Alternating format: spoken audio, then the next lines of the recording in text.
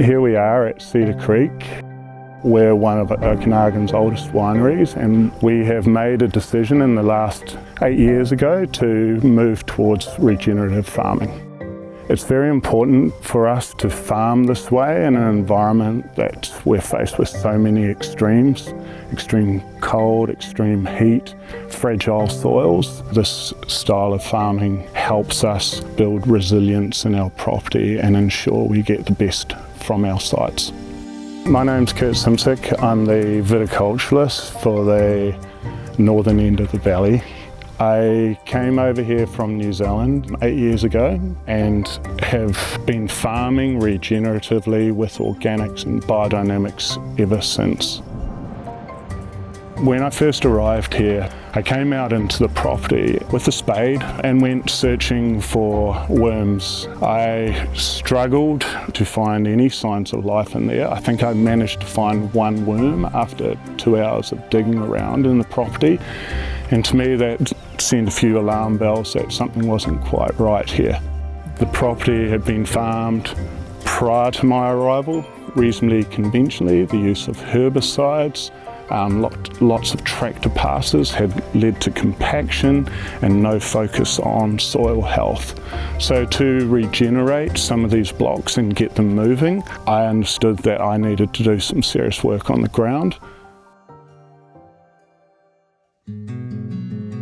So our goals with cover cropping are really all about what's happening below the ground. We can see the improvements above ground when we see the insects and the pollinators and the life within the properties, but it's more about improving what we can't see below the ground. So I've been monitoring our soil health for the last 5 years. I use a lab over in Ontario called A&L Labs, and they do a soil health test. So it's beyond just looking at nutrients to actually the biology that exists in your soils. My goals are to improve the life, the microbial life, the fungi population, bacteria populations, all those important things that promote healthy growth. It's all for improving the growth of our vines and the health of our properties, but it's such an unknown within the ground there. If I'm not monitoring it every year, I don't know if I'm making a difference or I don't know if I'm doing the right thing. So I've found these tests have been guiding me really nicely along the way. And plus now I can stick my spade in the ground and find an earthworm pretty much anywhere, which is kind of cool. Cover cropping works for us by helping us promote biodiversity within our sites. We've got cows on the property here. They love grazing the cover crops after we've harvested the grapes, and they drop their fertiliser behind them and help improve soil. We've got bees. They're not our own bees. We work with a local farmer, Arlo's Honey in East Kelowna. It's really this whole system. Cover crops are just a part of how we're farming now, but a very, very important part as well. This is a cover crop we planted about 3 weeks ago. It's a mixture. We've developed a seed mix of about 7 different species, so you can sort of see they're just starting to come through the ground now. They'll be at varying depths, so that's dependent on whether they'll come up this year or next, but it looks like quite a nice strike rate here already. We had some nice rain a couple of weeks ago, and it's keep it moving, and once they get through the ground I find they generally take off. Choosing what species we sow has been a learning curve over the years for us here at Cedar Creek.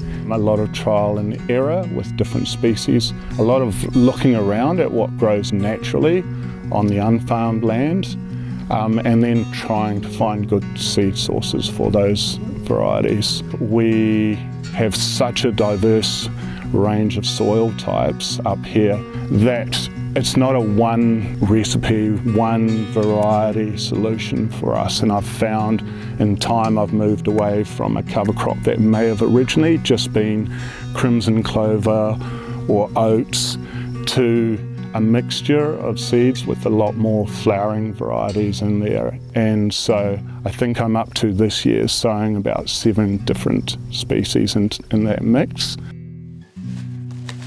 We have crimson clover, It's about 30% crimson clover. We sow that for its nitrogen fixing properties, its root system, and insects love it as well, beneficial insects. We've got white clover, which is a living mulch, subterranean clover, which is again a living mulch for us. They all flower, they're good for our bee population. We plant Phacelia is in that mix.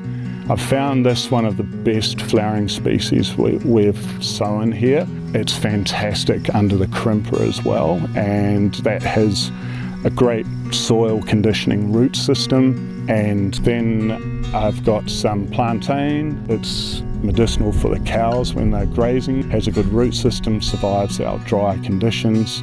Spring lentil, which can be temperamental, but in a good year does really well here. Yarrow, of course, and this year I added a plant called heel all, and that is a herb that's been used for medicinal purposes for generations, I believe. So I've seen that doing really well at some of my other vineyard sites, and I wanted to throw it in the mix and see how it goes here, because again, great properties, great for pollinators and insect life as well. We always sow in spring. Sometimes we have a good strike rate, we're lucky, we get a bit of rain, but it's very dry, so sometimes in that first year we'll see virtually none of that cover crop come up. But then the following year it may come through really nicely. Because of that variety of species, the different species will thrive in different years.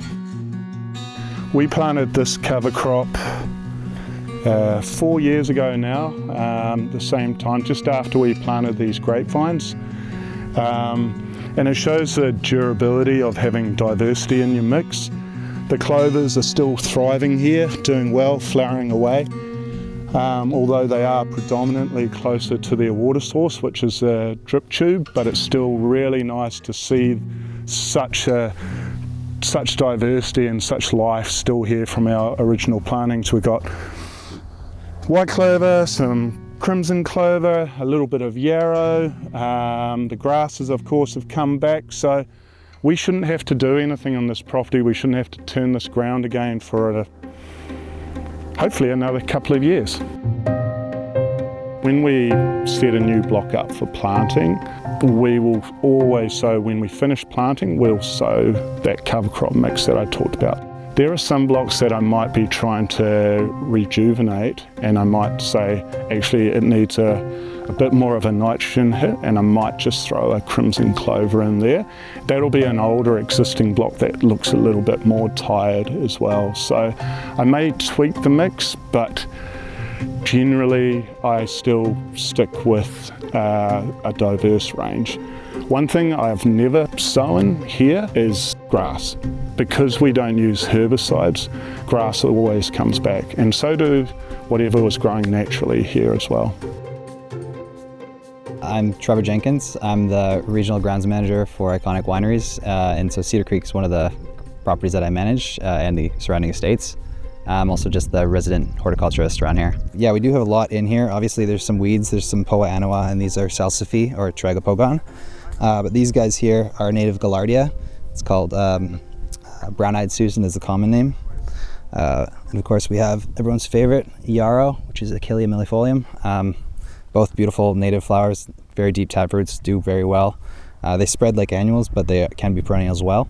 These grasses are Idaho fescue. You can tell it's got that soft sort of fescue look to it, but it's also a native grass, which is nice to see because they didn't seed any of this. This is just what survived and come back. So always really nice to see. Some of this that you see, like the vetch here, which has these purple flowers everyone likes, and the white clover on that side, they both have been planted. They're both in the Fabaceae family, which is like a legume, and they have the relationship with nitrogen fixers, so they'll help put nitrogen in your soil. So these two were both planted purposefully, but a lot of this stuff, like the fescue and the sulfur cinquefoil, and a lot of the Gaillardia and the yarrow, that stuff is just either self-seeded or regenerated from the soil. It was here originally.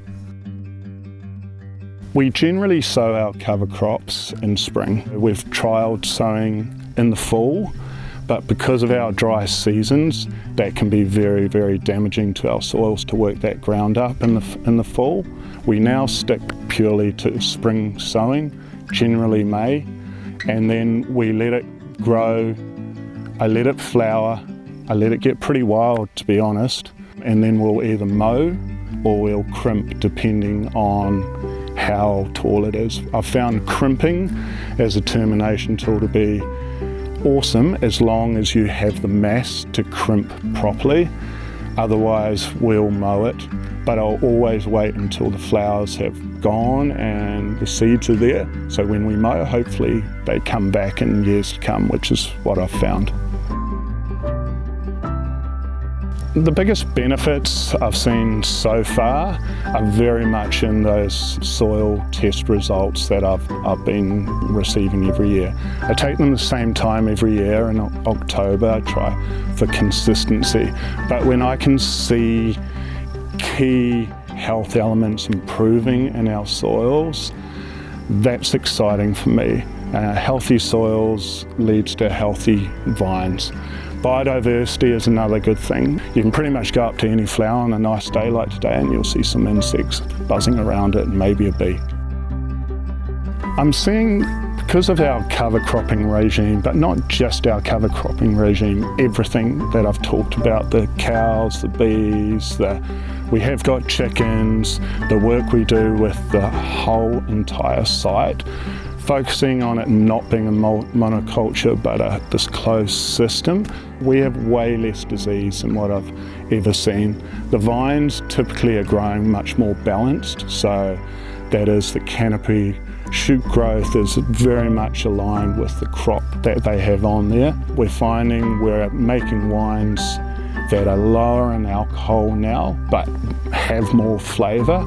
So there's been a real change over the last 8 years, very much due to not just cover cropping but all our practices have led to us being able to produce much more premium wine than we've ever produced before.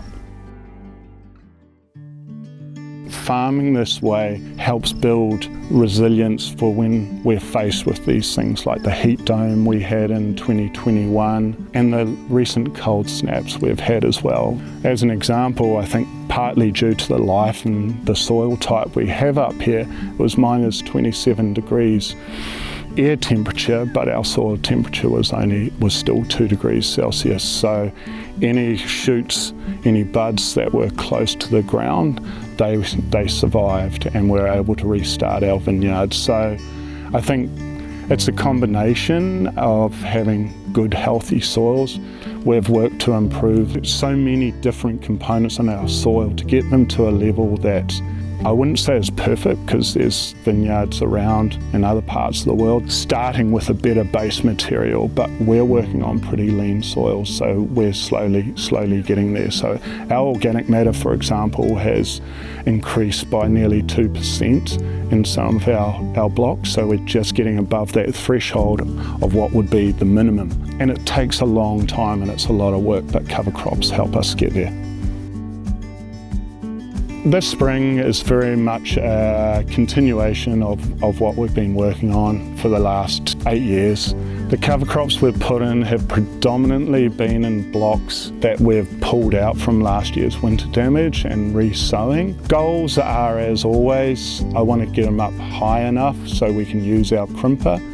That's always a goal, doesn't always happen, so I'm hopeful.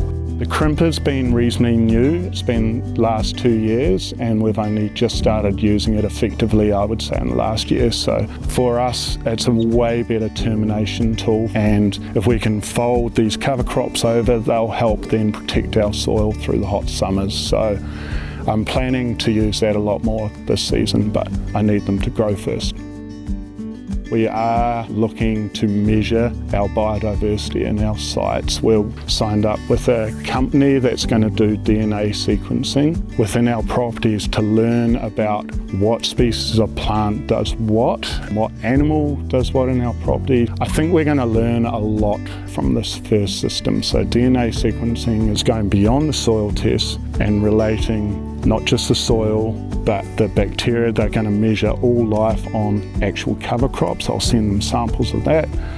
the fruit, and then we'll monitor the ferments going through as well. So I think it's kind of an exciting phase to go into, so it'll really help guide our farming in the future when they can tell us that this species of bacteria is thriving in this block, and if we can see that how that relates to a better wine, then we can learn how to promote that bacteria strain across other areas. It's just a continual journey farming this way. We never rest and we're always doing something different, but it is important to monitor what you do. So it's not just all theory and seeing the flowers. I find that's the stuff that really counts when you can see those numbers, like the fungi numbers increasing and so on. That's exciting. It means we're doing something right by our land. I would love to see more diversity in vineyards, not just in the Okanagan, around the world. I think biodiversity is so important, not just for our vineyards, but for the environment in general. And I think it's really important that we change our perception of what a vineyard should look like. People like to see a nice, flat, mowed grass and nice trimmed grapevines, all straight and proper, but there's no life in a system like that, and I think that's what we have to start seeing beyond in this day and age. A little bit of advice I'd give to people that have never started with cover crops is look at your soil type, talk to some seed suppliers. There's a lot of expertise out there that can help you out. Also look at what grows around your property. You might see something like yarrow or clovers that are doing really well, and that's a logical species to go for. Also, what's your objective? Do you want to build soil? Then you need a cover crop regime that might be slightly different to what I'm doing. I've found cover cropping a really, really good tool.